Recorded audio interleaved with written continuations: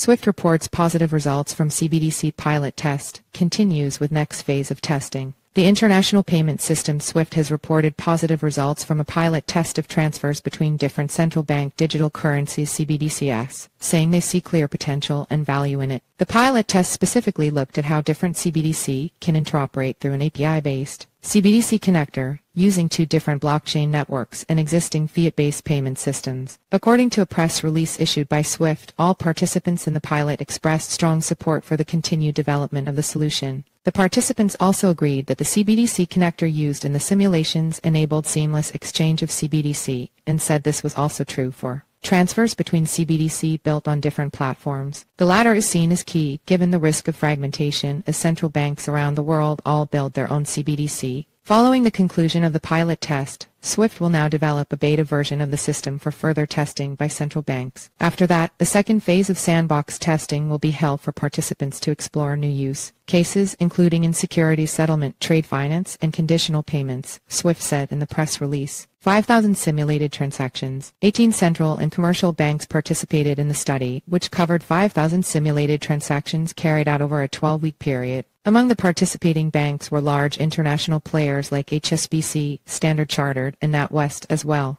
as central banks like the Deutsche Bundesbank and the Monetary Authority of Singapore. In a comment, Tom Zizach, SWIFT's chief innovation officer, said the study has shown that SWIFT can continue to play a critical role in a financial ecosystem where traditional currencies and CBDC coexist. Our API-based CBDC connector has been proven to be robust across almost 5,000 transactions between two different blockchain networks and traditional fiat currency, and we're delighted to have the support of our community in developing it further, he said. BIS also reports successful CBDC test. The results of SWIFT study come just days after the Bank for International Settlements BIS, sometimes called the Central Bank of Central Banks, released the results of its own pilot study for the use of CBDC in cross-border transactions. According to the BIS study, it is possible for central banks to have almost full autonomy over the design of their own CBDC, while still making the CBDC interoperable with other countries' CBDC for cross-border transactions.